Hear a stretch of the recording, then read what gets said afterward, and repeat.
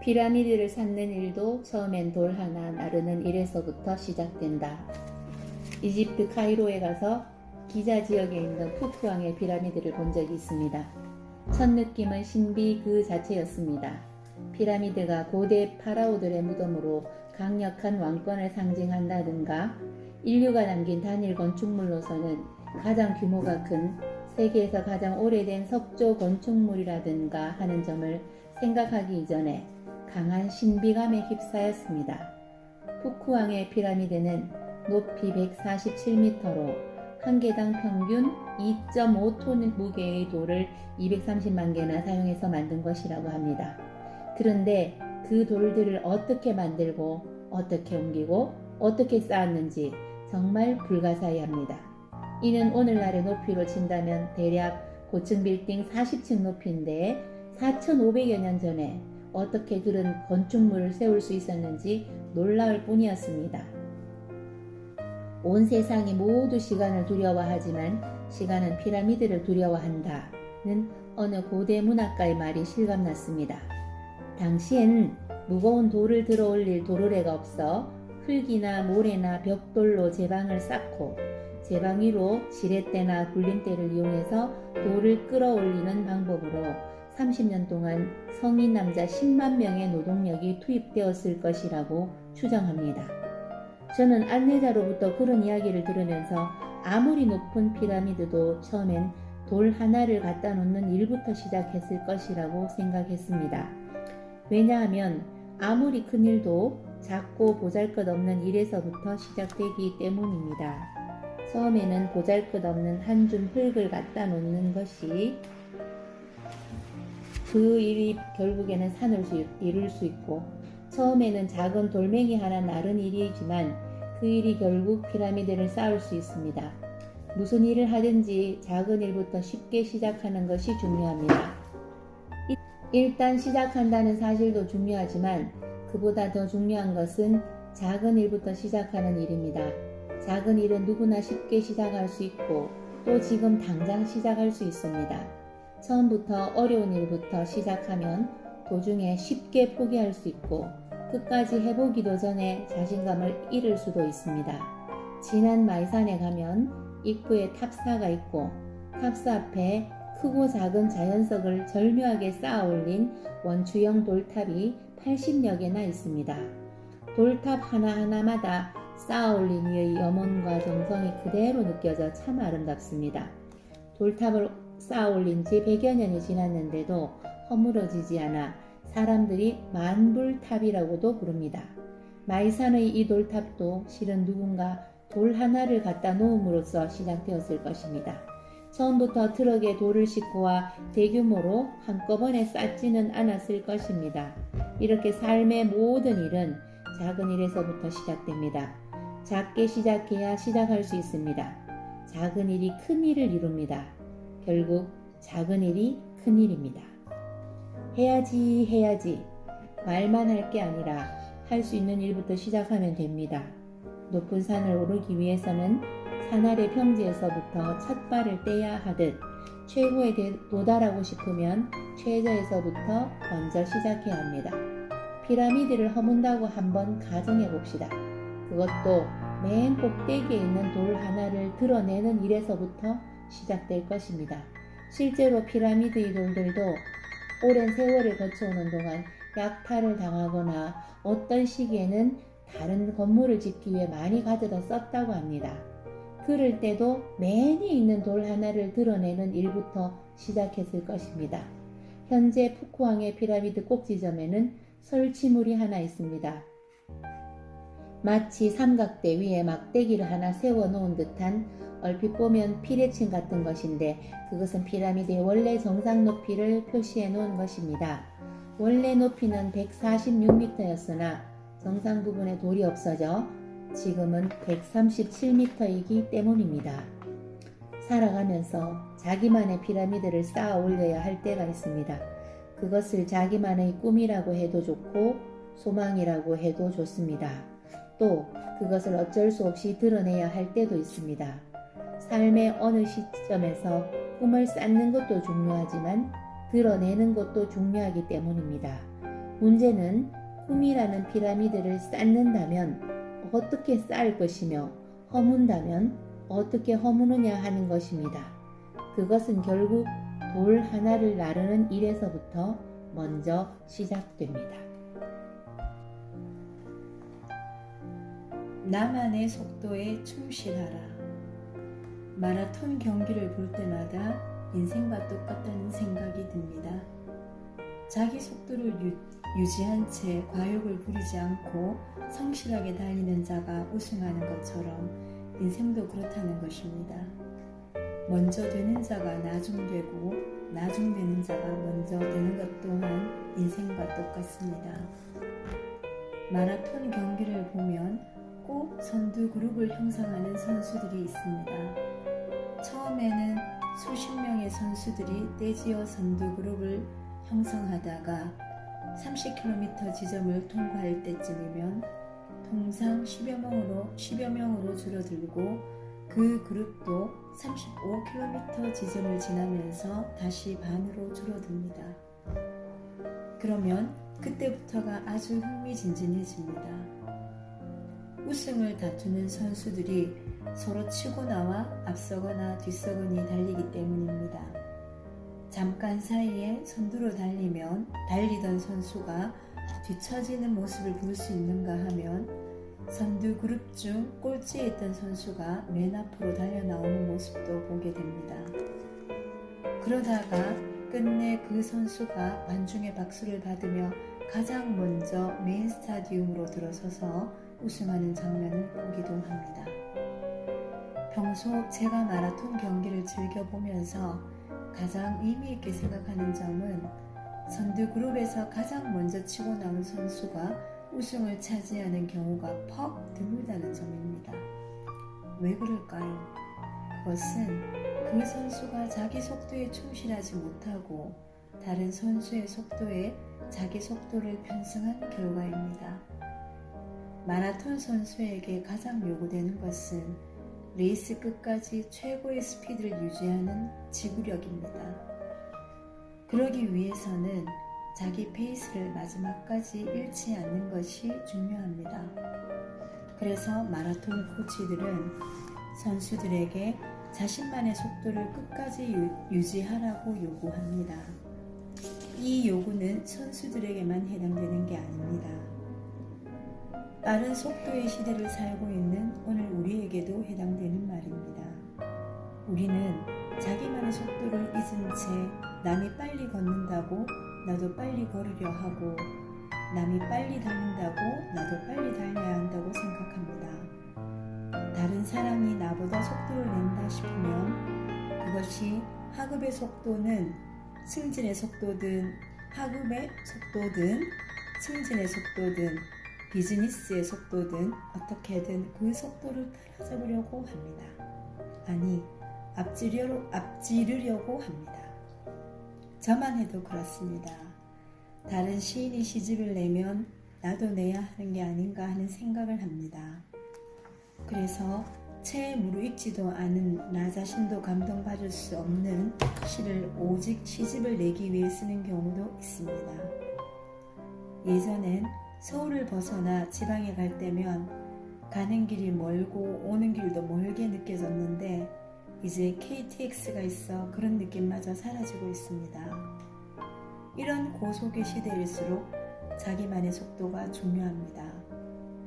제 속도를 무시하고 속도를 내면 그만큼 더 많이 얻고 더 많이 이룰 수 있다고 여겨지지만 오히려 그만큼 잃어버리는 게 더 많습니다. 등산할 때 정상에 빨리 도착하려고 급히 오르면 결국 헐떡헐떡 숨이 차서 주저앉게 됩니다. 자기 속도에 맞춰 천천히 뒤에서 올라온 사람에게 결국 길을 내주고 맙니다. 흔히 직선으로 가야 목적지에 빨리 도착한다고 여기지만 등산의 경우엔 그렇지 않습니다. 미국 워싱턴대 연구팀은 산을 오를 때는 지그재그 코스가 더 효율적 이동 경로라고 발표한 바 있습니다. 가파른 직선의 산을 곧장 오르면 금세 지치기 때문에 비록 지그재그일지라도 완만한 곡선의 길로 가는 게 오히려 더 낫다는 것입니다. 산행 이야기를 하니까 1989년 여름에 백두산 천지에 올랐다가 혼자 걸어 내려온 일이 생각납니다. 아침 일찍 백두산을 오를 때만 해도 일행 모두 걸어서 올라가기로 되어 있었습니다. 그래서 3분의 1 지점까지는 힘들어도 걸어서 올라갔습니다. 그러다가 백두산 도로 개설 작업을 하고 있던 인부들에게 돈을 주고 트럭 한 대를 빌려 천지 바로 아래 기상대까지 단숨에 올라가 버리고 말았습니다. 저는 그게 불만이었습니다. 우리 민족의 성산인 백두산을 걸어서 올라가고 싶었습니다. 지금은 지정된 차량을 이용해야만 올라갈 수 있지만 그때만 해도 그렇지 않았습니다. 그래서 일행들이 다시 그 트럭을 타고 백두산을 내려갈 때 저는 트럭을 타지 않았습니다. 걸어서 올라가지 못한 백두산을 내려갈 때만이라도 걸어서 가고 싶었기 때문입니다. 거대한 한 마리 뱀처럼 구불구불한 백두산 하산길은 가도 끝이 없었습니다. 이대로 느릿느릿 걸어가다가는 곧 날이 저물 것 같았습니다. 그래서 눈알에 빤히 보이는 길을 구불구불 돌아갈 게 아니라 곧바로 가로질러 가는 게 낫겠다는 생각이 들었습니다. 당장 길을 벗어나 산 가운데로 들어서서 나름대로 자신의 길을 만들며 아래로 가로질러 갔습니다. 두터운 이끼에 발이 푹푹 빠졌습니다. 마치 부드러운 용단 위를 걷는 듯해서 기분이 아주 좋았습니다. 그러나 그것도 잠깐이었습니다. 저는 곧 안개에 휩싸이고 말았습니다. 느닷없이 몰려온 짙은 안개에 한 치 앞이 보이지 않았습니다. 순간 죽음의 공포가 몰려왔습니다. 이대로 백두산 안개에 갇혀 죽나 하는 생각이 들어 한 발도 움직일 수가 없었습니다. 그대로 얼마나 지났을까요? 바람이 살짝 불어왔습니다. 안개가 바람 따라 슬며시 방향을 틀었습니다. 저는 살았다 싶어 얼른 구불구불한 길 쪽으로 돌아와 급히 내려왔습니다. 조금 빨리 내려가려고 직선의 길을 만들었다가 그만 죽음의 공포를 맛본 것입니다. 구불구불한 길의 속도에 맞춰 걸었더라면 그런 일은 없었을 텐데 말입니다. 삶의 속도도 이와 같습니다. 자기만의 속도에 충실하지 않으면 길을 잃고 주저앉게 되거나 죽음의 공포를 맛볼 수 있습니다. 아니, 죽을 수도 있습니다. 어떤 사람이 뭐를 심어놓고 얼마나 자랐나 하고 아침 저녁으로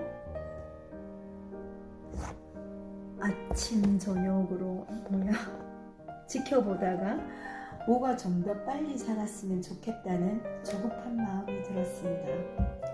그래서 어느 날 저녁 술을 조금씩 위로 당겨놓고는 많이 자란 것 같다고 아주 좋아했습니다. 그러나 다음날 아침에 논에 나가보자 모들이 모두 죽어 있었습니다. 조장이라는 말에 얽힌 중국 고사입니다. 이렇게 급하고 제 속도를 무시하면 죽음이 기다리고 있습니다. 서두르지 않으면 걱정할 게 없습니다.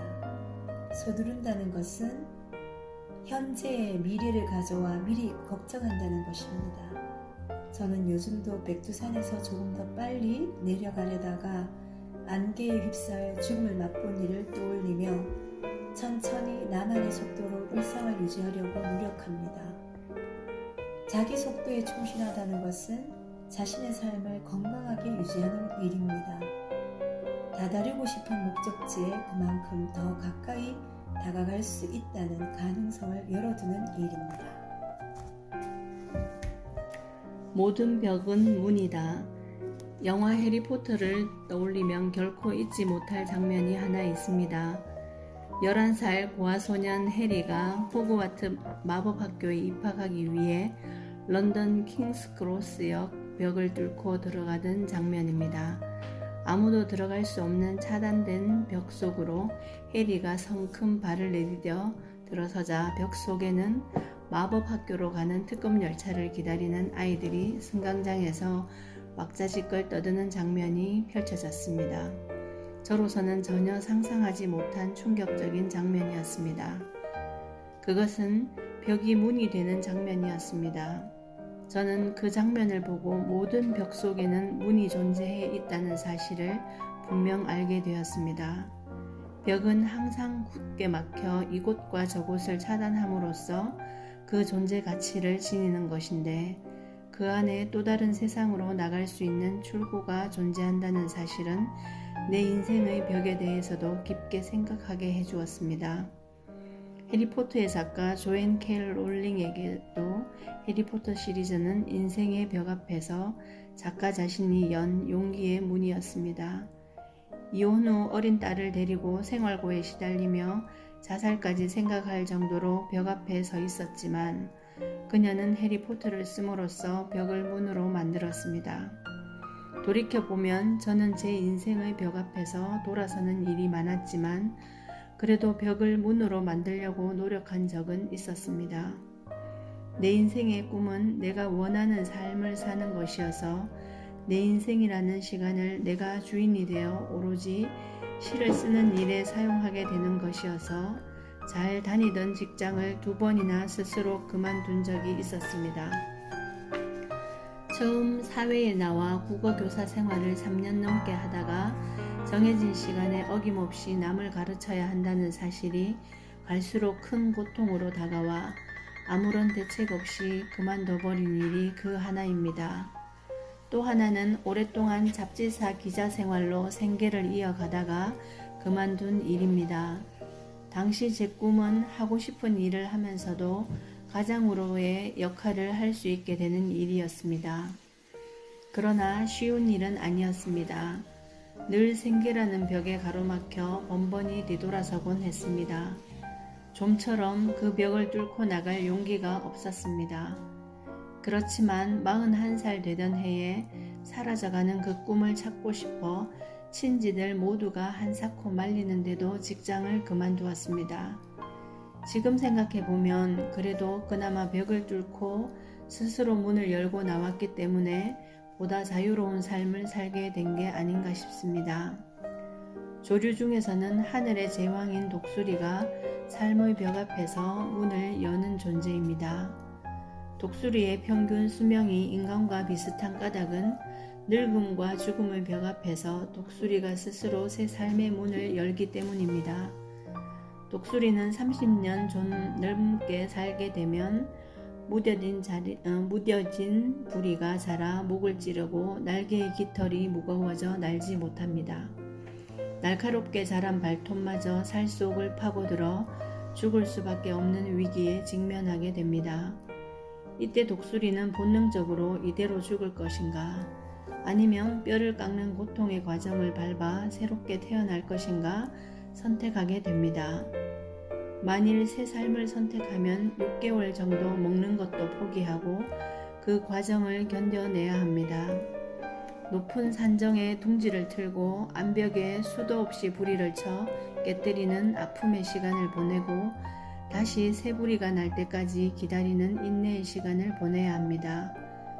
그리고 새로운 부리가 나면 발톱을 모두 뽑아내고 새 발톱이 자랄 때까지 또 기다려야 합니다. 그러고는 그 새 부리로 낡은 날개의 깃털도 뽑아내고 새 깃털이 자라 날갯짓을 할 수 있을 때까지 기다려야 합니다. 참으로 견디기 힘든 고통의 과정이 아닐 수 없습니다. 그 과정이 얼마나 고통스러운지 이때 독수리의 몸은 피범벅이 됩니다. 그런데도 독수리는 그 고통의 벽 앞에서 자신을 전부 새롭게 갈고 새 삶의 문을 엽니다. 만일 독수리가 벽 속에 있는 문을 보지 못한다면 결코 인간과 같은 수명을 누리는 새 삶을 살지 못할 것입니다. 우리는 오늘이라는 벽 앞에서 내일이라는 새로운 삶을 위해 독수리처럼 선택과 결단의 문을 열어야 할 때가 있습니다. 그럴 때는 반드시 독수리와 같은 고통과 인내의 과정이 필요합니다. 2007년에 말기암으로 6개월 시한부 삶을 살면서도 마지막 강연이라는 동영상을 통해 전 세계인들에게 희망과 사랑의 메시지를 던진 미국의 랜디 포시 교수는 인생의 벽에 대해 이렇게 말합니다. 벽이 있다는 것은 다 이유가 있다. 벽은 우리가 무언가를 얼마나 진정으로 원하는지 가르쳐준다. 무언가를 간절히 바라지 않는 사람은 그 앞에 멈춰서라는 뜻으로 벽은 있는 것이다. 이 말은 결국 인생의 벽을 절망의 벽으로만 생각하면 그 벽 속에 있는 희망의 문을 발견할 수 없다는 말입니다. 벽을 벽으로만 보면 문은 보이지 않습니다. 가능한 일을 불가능하다고 생각하면 결국 벽이 보이고 불가능한 일을 가능하다고 보면 결국 문이 보입니다. 벽 속에 있는 문을 보는 눈만 있으면 누구의 벽이든 문이 될 수 있습니다. 그 문이 굳이 클 필요는 없습니다. 좁은 문이라도 열고 나가기만 하면 넓은 희망의 세상이 기다리고 있습니다. 그러나 마음속에 작은 문 하나 지니고 있어도 그 문을 굳게 닫고 벽으로 사용하면 이미 문이 아닙니다. 문 없는 벽은 없습니다. 모든 벽은 문입니다. 벽은 문을 만들기 위해 존재합니다. 벽 없이 문은 존재할 수 없습니다. 오늘은 제가 쓴 시 벽 함께 읽으면서 내 마음의 벽에 있는 문을 한번 생각해 보시길 바랍니다. 나는 이제 벽을 부수지 않는다. 따스하게 어루만질 뿐이다. 벽이 물렁물렁해질 때까지 어루만지다가 마냥 조용히 웃을 뿐이다. 웃다가 벽 속으로 걸어갈 뿐이다. 벽 속으로 천천히 걸어 들어가면 봄눈 내리는 보리밭길을 걸을 수 있고 섬과 섬 사이로 작은 배들이 고요히 떠가는 봄바다를 한없이 바라볼 수 있다. 나는 한때 벽 속에는 벽만 있는 줄 알았다. 나는 한때 벽 속의 벽까지 부수려고 망치를 들었다. 망치로 벽을 내리칠 때마다 오히려 내가 벽이 되었다. 나와 함께 망치로 벽을 내리치던 벗들도 결국 벽이 되었다. 부술수록 더욱 부서지지 않는, 무너뜨릴수록 더욱 무너지지 않는 벽은 결국 벽으로 만들어지는 벽이었다. 나는 이제 벽을 무너뜨리지 않는다. 벽을 타고 오르는 꽃이 될 뿐이다. 내리칠수록 벽이 되던 주먹을 펴 따스하게 벽을 쓰다듬을 뿐이다. 벽이 빵이 될 때까지 쓰다듬다가 물 한 잔에 빵 한 조각을 먹을 뿐이다. 그 빵을 들고 거리에 나가 배고픈 이들에게 하나씩 나눠줄 뿐이다. 엎질러진 물 때문에 울 필요는 없다. 일본행 비행기를 놓친 일이 있습니다. 그날 오후에 일본에서 강연을 해야 하는데 아침 10시 비행기를 놓쳤으니 여간 낭패가 아니었습니다. 분명히 자명종 탁상시계를 맞춰놓고 일어났는데 시계를 보자 이미 1시간이나 지나 있었습니다. 순간 얼마나 놀랜지 모릅니다. 내가 시계를 잘못 봤나 싶어 다시 확인해봐도 마찬가지였습니다. 갑자기 머릿속이 텅 비고 콩콩 심장 뛰는 소리가 들려왔습니다. 허둥지둥 가방을 챙기는 둥 마는 둥 여권만 확인하고 일단 집 앞에서 택시를 탔습니다. 택시기사한테 행선지를 말하려고 하자 입안에 침이 말라 말이 나오지 않았습니다. 겨우 김포공항행 지하철을 타기 위해 신논현역으로 가달라는 말만 하고 창밖을 내다보았습니다. 이미 시간은 김포공항에 도착해서 탑승권을 교부받아야 할 시간이었습니다. 김포공항행 급행을 타긴 했지만 어떻게 해야 할지 머릿속만 자꾸 새하얘지고 아무런 생각이 나지 않았습니다. 휴대폰을 손에 들고 있으면서도 비행기 예약을 담당한 여행사에 전화를 걸어야겠다고 생각한 것은 한참 뒤의 일이었습니다. 그런데 참으로 이상한 일이지요. 여행사에 전화를 해야 한다고 생각한 그 순간 일본에서 강연 행사를 준비하고 있던 여행사 측 담당자가 탑승 준비를 잘했느냐고 제게 전화를 걸어왔습니다. 저는 급히 비행기를 놓쳤다고 말하고 도움을 요청했습니다. 그는 차분히 내게 묻고 대답했습니다. 지금 몇 시쯤 김포공항에 도착할 수 있느냐? 김포공항에 도착해도 그 다음 비행기는 탈 수 없다. 김포공항에 도착하자마자 택시를 타고 일단 인천공항으로 가라. 그동안 계속 인터넷으로 검색해서 오사카행 11시 비행기 좌석을 확보하는 대로 다시 전화하겠다. 지금 마침 빈자리가 하나 나와 예약되었으니 몇 번 출입구로 가라. 그곳에 우리 여행사 직원이 대기하고 있다. 저는 그의 말에 그대로 따랐습니다. 인천공항에서도 탑승 시간이 얼마나 남아있지 않아 줄도 서지 않고 바로 출국 절차를 밟고 탑승구로 달려가 가까스로 일본행 비행기를 탈 수 있었습니다. 자리에 앉자마자 비행기가 이륙했는데 그때서야 입안에 침이 돌았습니다. 그때 일을 생각하면 지금도 가슴이 쿵쿵 뜁니다. 그런데 그때 왜 내가 늦게 일어났을까? 문제점이 무엇이었을까? 하고 원인 분석부터 먼저 하기 시작했다면 어떻게 되었을까요? 아니면 너무 늦었다고 포기하고 그대로 방에 들어앉아 늦게 일어난 저 자신을 탓하기만 했다면 어떻게 되었을까요? 아마 분명 일본행 비행기를 탈 수 없었을 것입니다. 강연 또한 할 수 없어 저를 초대한 주최 측에 돌이킬 수 없는 큰 실수를 저질렀을 것입니다. 저는 그 일을 통해 한 가지 중요한 교훈을 얻게 되었습니다. 그것은 어떤 실수나 실패가 있을 때 원인부터 분석하지 말고 해결책부터 먼저 생각하고 행동하라는 것입니다. 집에 불이 났다면 어떻게 하든 먼저 불을 끄는 게 중요하지. 왜 불이 났을까? 어디에서 합선이 일어난 것일까? 아니면 누가 가스불을 안 끈 것인가? 도대체 누가 책임질 것인가? 등의 분석이나 하고 있어서는 안 된다는 것입니다. 아함경에 보면 부처님께서 이런 말씀을 하십니다. 어떤 사람이 독 묻은 화살을 맞아 견디기 어려운 고통을 겪을 때 친족들이 빨리 의사를 부르려고 하였다. 그런데 화살을 맞은 사람이 아직 이 화살을 뽑아서는 안 됩니다. 나는 먼저 화살을 쏜 사람이 바라문인지 크샤트리아인지 바이샤인지 수드라인지 또 그 이름과 성은 무엇인지 그의 키가 큰지 작은지 중간 정도인지 그의 얼굴색이 하얀지 검은지 어떤 마을에서 왔는지 먼저 알아야겠습니다. 또한 내가 맞은 화살이 어떤 종류의 것인지 알아야 화살을 뽑을 것입니다. 뿐만 아니라 어떤 새의 깃으로 장식된 화살인지 화살 끝에 묻힌 독은 어떤 종류의 독인지 알아야 화살을 뽑을 것입니다.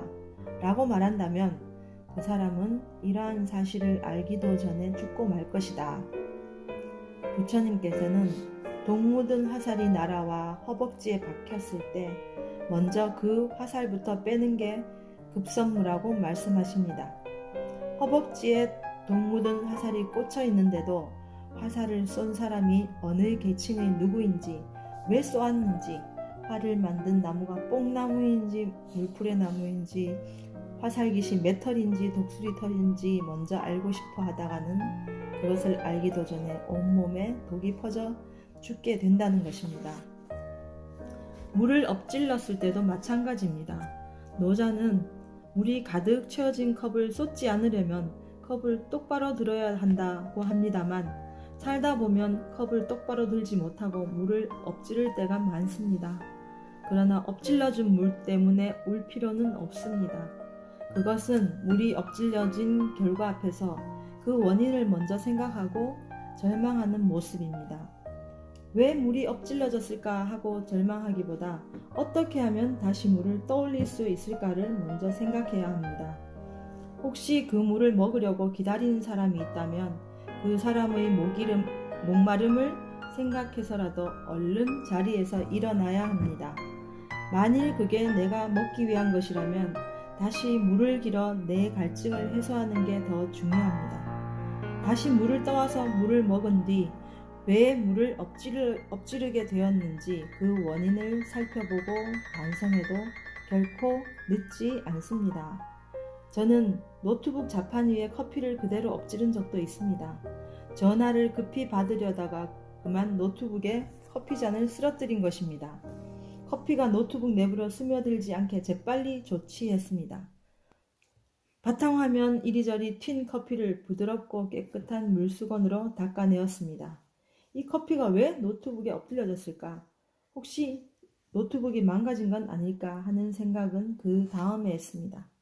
이미 노트북에 엎질러진 커피 때문에 울지는 않았습니다. 누구나 뜻하지 않게 인생의 소중한 물을 엎지르게 됩니다. 그럴 때는 이미 엎질러진 물 때문에 울 필요는 없습니다. 왜 이 물이 엎질러졌을까 하고 물을 쳐다보고 우는 일은 나중에 해도 됩니다. 일단 물을 다시 길어오거나 담아오는 일부터 먼저 해야 합니다.